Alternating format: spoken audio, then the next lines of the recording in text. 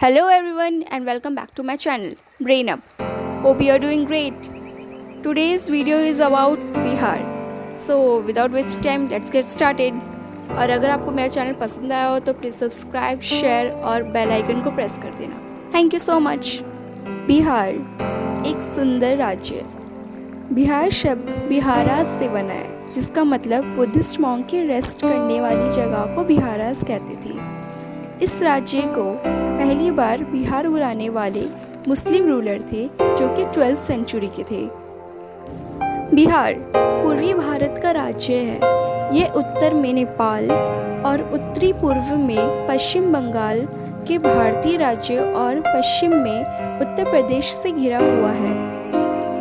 यहाँ के chief minister Nitish Kumar और गवर्नर फागू चौहान हैं. बिहार में कुल 38 डिस्ट्रिक्ट्स हैं. इस राज्य के बारे में जानने के लिए हमें इसकी हिस्ट्री को जानना पड़ेगा. ईसा मसीह के जन्म से पहले बिहार को मगध के नाम से जाना जाता था और इसकी राजधानी पाटलिपुत्र जो कि पटना थी. उस पीरियड में बिहार भारत के सबसे मजबूत एवं तीव्र राज्यों में से एक था. मगध का शासन साउथ एशिया से लेके अफ़गानिस्तान और अफ़गानिस्तान से लेके ईस्ट इंडिया तक फैला हुआ था. Whereas Bihar was the center of knowledge, that is Nalanda, wealth and culture, as per written by the Magadhanis and other foreign tourists who experienced the rich culture of Magad, that is Bihar. ये राज्य 100 साल से politics का centre हुआ करता था और the father of politics जिन्हें हम चाणक्य के नाम से जानते हैं, यहाँ तक कि वो भी बिहारी थे. स्वतंत्रता के बाद के पहले राष्ट्रपति डॉक्टर राजेंद्र प्रसाद वो तक बिहारी थे. इससे ज़्यादा गर्व की बात क्या हो सकती है बिहार के लिए. इतने सुंदर इतिहास सुनने के बाद आपको भी हैरानी हो रही होगी कि ऐसा क्या हुआ जिसकी वजह से बिहार सबसे गरीब राज्यों में से एक आने लग गया है. तो आगे चलते हैं और इसके डाउनफॉल का रीज़न देखते हैं.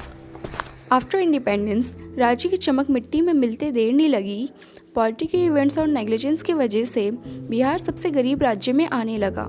whose minimum per capita income across the country having a huge population with 68% of literacy rate, that is very low and very less employment can be commonly witnessed in this state.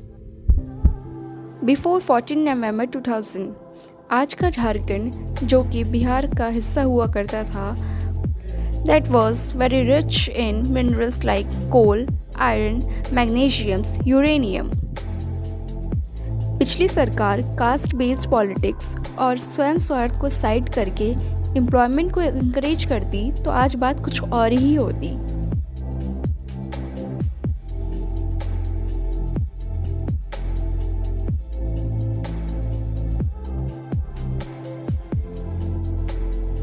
जैसा कि हम जानते हैं बिहार का main occupation agriculture है और Gangetic plain की वजह से वहाँ की लैंड इतनी फर्टाइल है कि अगर कोई भी फसल आसानी से उग जाता है. पर पुअर गवर्नमेंट ऑफ बिहार या फिर गवर्नमेंट ऑफ इंडिया की वजह से वहाँ की प्रॉब्लम्स इतनी ज़्यादा बढ़ गई हैं कि फार्मर को दिक्कत होती है. बिहार के लिए वो समय बहुत बेकार था जब आरजेडी बिहार को 15 साल तक राज की. वह समय पूरे कंट्री यहाँ तक कि प्रधानमंत्री को हैरान कर देने वाली थी. प्रधानमंत्री श्री अटल बिहारी वाजपेयी जी स्टेट गवर्नमेंट को समाप्त करके इस इशू पे बात किए. लोग अपने घरों से 6 बजे के बाद निकलने से डरते थे. रेप, मर्डर, लूट या फिर 15 साल के क्राइम की संख्या इतनी ज़्यादा बढ़ गई थी कि वो संभल रही थी. शहाबुद्दीन जैसे क्रिमिनल को लोकसभा इलेक्शन के लिए आरजेडी की तरफ से टिकट प्रोवाइड किया जा रहा था और यहाँ तक कि यह एक ऐसा समय बन गया था जब ब्यूरोक्रेट्स के अंदर उनकी जान को लेके खौफ बन गया था. But soon after 2004 when Nitish Kumar ji sworn as Bihar CM, the quite few things has been changed. He stopped the crime on caste based and encouraged the people for the development. पर अभी भी कुछ ऐसी चीज़ें हैं जैसे flood Bihar के northern part जो नेपाल की बाउंड्री शेयर करता है, वहाँ फ्लड की वजह से प्रॉपर्टी डैमेज बहुत हद तक होती है, जिसकी वजह से इकोनॉमिकली परेशानी बढ़ जाती है। Unemployment is on peak, which government is unable to cure this disease by providing good facilities for employment generation. Lack of big cities.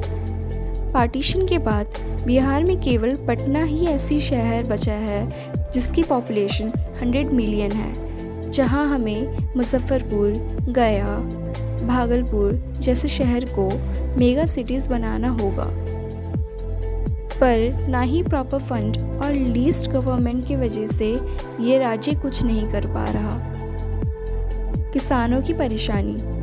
जैसा कि हम बिहार के किसानों की गरीबी के बारे में जानते हैं, वो लोग लैक ऑफ कॉन्फिडेंस की वजह से लोन लेने में कतराते हैं, जिसकी वजह से वो हेवी मशीनरी नहीं खरीद पाते। बिहार को ओल्ड फार्मिंग मेथड की जगह मॉडर्नाइजेशन को एक्सेप्ट करके आगे बढ़ना चाहिए। ये न्यू टेक्निक हम पंजाब से सीखने को अच्छे से मिलती है, और यही एक रीज़न है कि आज पंजाब की फार्मर्स इतनी ऊंचाई पे हैं। बिहार की सबसे बड़ी दिक्कत यह है कि यहाँ की सोसाइटी अपर कास्ट और ऑफ ओबीसी में बटी हुई है, जिसके अंडर भारी आबादी में एग्रीकल्चर लैंड आता है, और ये दिन ब्रिटिश जमींदारी सिस्टम की दी हुई है, जहां ब्रिटिश जा चुके पर ज़मींदार रहे। हालांकि यहाँ और भी सेक्शंस है, जैसे कि SC, ST, EBC, जिनके पास बिल्कुल भी ज़मीनें नहीं है, और इनके ऊपर जो छत है वो भी बस इनको देन में दी गई हुई है। हालांकि ये दोनों सेक्शन राज्य के बाहर माइग्रेट करते हैं, या तो एजुकेशन के लिए, या फिर सेटलमेंट के लिए, या फिर अच्छी जॉब के लिए, या फिर कुछ कंस्ट्रक्शन साइट पे जॉब करने के लिए। जैसे हर अंधेरी रात के बाद एक नया सवेरा आता है, इसी तरह बिहार के भी अच्छे दिन आ रहे हैं। ऑल ओवर इंडिया आज Bihar 4th largest producer fruits के लिए बन चुका है और 8th लार्जेस्ट प्रोड्यूसर वेजिटेबल्स के लिए बन चुका है। सरकार बड़े स्तर पे कुछ इम्पॉर्टेंट सेक्टर्स जैसे एजुकेशन, टूरिज्म और टेक्नोलॉजी पे काम कर रहा है। 2019 में फॉरेन टूरिस्ट की संख्या 1.93 मिलियन तक बढ़ चुकी थी और डोमेस्टिक टूरिस्ट की संख्या 33.99 मिलियन तक बढ़ चुकी थी। जनवरी 2020 में मोबाइल सब्सक्राइबर की तादाद बढ़ते हुए आज बिहार पूरे भारत में सबसे बड़ा राज्य बन चुका है मोबाइल सब्सक्राइबर को लेके। इस राज्य में लागत प्रभावित औद्योगिक श्रम का एक बड़ा आधार है, जो उद्योगों की विद्युत श्रृंखला के लिए एक आदर्श गणतंत्र बनाता है। DPIIT department for promotion of industry and internal trade के अनुसार बिहार में सिंचाई FDI प्रभाव अक्टूबर 2019 और दिसंबर 2020 में 16.79 मिलियन अमेरिकन डॉलर था। बिहार सरकार द्वारा ऐसे कई प्रोजेक्ट्स लाए जाएंगे जिसकी वजह से आने वाले फ्यूचर में बिहार कामयाब राज्यों की गिनती में शामिल होगा।